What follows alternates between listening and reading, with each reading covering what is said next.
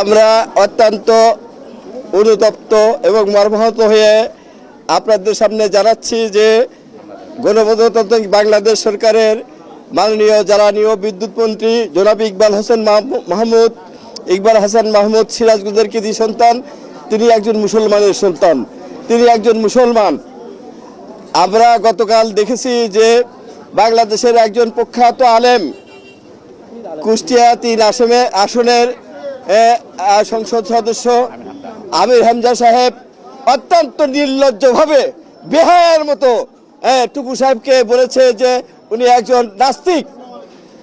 আমরা ঘৃণা ভরে তার এই বক্তব্যকে প্রত্যাখ্যান করি এবং সরকারের কাছে তার বিরুদ্ধে আইনানুগ ব্যবস্থা গ্রহণ করার জন্য আহ্বান জানাই। অন্যথায় আমরা সিরাজগঞ্জের জনগণ মাঠে নামতে বাধ্য হব। 26শে মার্চে উনি মুক্তিযোদ্ধাদেরকে নিয়ে যে প্রোগ্রামটা করেছিলেন সেখানে উনি মুক্তিযুদ্ধের সপক্ষে উনি বক্তব্য দিয়েছিলেন। তো সেই বক্তব্যকে কেন্দ্র করেই জনাব আমির হামজা উনি খুবই কুরুচিপূর্ণ একটা বক্তব্য দিয়েছেন, ওনাকে নাস্তিক বলে আখ্যা দিয়েছেন। কিন্তু নাস্তিকের ব্যাখ্যা কিন্তু আমরা সবাই জানি। আমরা সবাই ইকবাল মাহমুদকে, উনি সিরাজগঞ্জের কৃতি সন্তান এবং উনি একজন মুসলিমের সন্তান, উনি 5 ওয়াক্ত নামাজ পড়েন। তো ওনার বিরুদ্ধে এই ধরনের বক্তব্য আমরা ক্ষুব্ধ হয়েছি এবং আমরা এই বক্তব্যকে ঘৃণা ভরে প্রত্যাখ্যান করছি। 71 সনের স্বাধীনতার বিরোধিতা করছে, তারা যদি এই ধরনের কোনো কথা বলে এগুলো একদমই অবাঞ্ছিত কথা। কারণ একজন নাস্তিক কাকে বলে, নাস্তিকের যে ডেফিনেশন, সেই ডেফিনেশনটা তাকে দেখতে হবে। উনি কেমন করে বলতে পারেন যে আপাদমস্তক উনি নাস্তিক?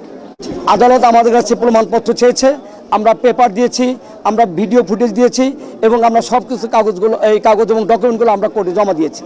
উনি এদিকে আদেশ দিবেন, আজকে আদেশ দিবেন।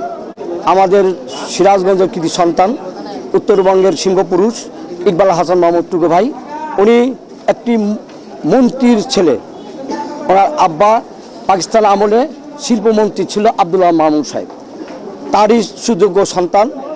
উনি নিজেও 91 সালে মন্ত্রী ছিলেন এবং এইবারও বিপুল ভোটের মাধ্যমে বিজয় হওয়ার পরে এবারও উনি মন্ত্রী হয়েছেন। এবং উনি 1971 স্বাধীনতা যুদ্ধের রণাঙ্গনের একজন সৈনিক, সেই মুক্তিযুদ্ধের একজন মুক্তিযোদ্ধা। উনি স্বাধীনতা পক্ষের শক্তি এবং স্বাধীনতা দিবসে উনি যে বক্তব্য দিয়েছেন, এই বক্তৃতার পরিপ্রেক্ষিতে মুফতি আমির হামজা উনি যে কুরুচিপূর্ণ এবং মস্তিষ্ক বিকৃতির মতো করে যে বক্তব্য দিয়েছেন, এটা আমরা সিরাজগঞ্জবাসী সহ সারা বাংলাদেশের মানুষ ক্ষুব্ধ হয়েছে। সেই ক্ষুব্ধর কারণে যে কোনো ক্ষুব্ধ ব্যক্তি মামলা করতে পারে।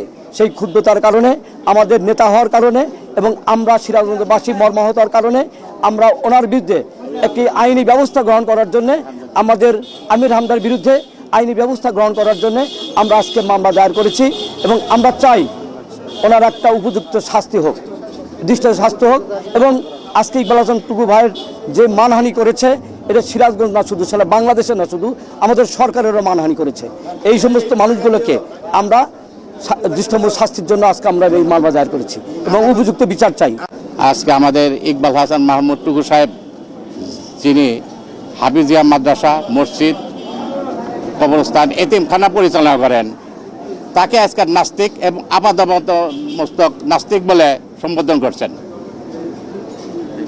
আমরা জানি নাস্তিক হচ্ছে মহান সৃষ্টিকর্তাকে যে অস্বীকার করে, উনি একমাত্র নাস্তিক। কিন্তু ইকবাল হাসান মাহমুদ টুকু সাহেব মসজিদ মাদ্রাসার সাথে যুক্ত আছে, হাফিজিয়া মাদ্রাসার সাথে যুক্ত আছে, কবরস্থানের সাথে যুক্ত আছে এবং বাংলাদেশের ম্যাক্সিমাম বিভিন্ন জায়গায় উনি ফাউন্ডেশনের সাথে জড়িত আছে। এমন একজন সামাজিক ব্যক্তিত্ব, গ্রহণযোগ্য ব্যক্তিত্বকে উনি সম্পূর্ণ রাজনৈতিক প্রতিহিংসার বশবর্তী হয়, হিংসা আক্রোশের বশবর্তী হয় উনি আমাকে নাস্তিক বলে সম্বোধন করছেন। আমরা সিরাজগঞ্জবাসী ব্যতীত এবং আইনজীবী সমাজ ব্যতীত। মুফতি আমির হামজা সাহেব উনি গত 29 তারিখে পত্রিকা আসছে এবং বিভিন্ন সামাজিক অনলাইনে ব্যাপকভাবে প্রচারিত হয়েছে, যার পরিপ্রেক্ষিতে এই আমির হামজার বিরুদ্ধে এই মামলাটা 500 ধারা দণ্ডবিধি 500 ধারা মানহানির মামলাটা দায়ের করা হয়েছে।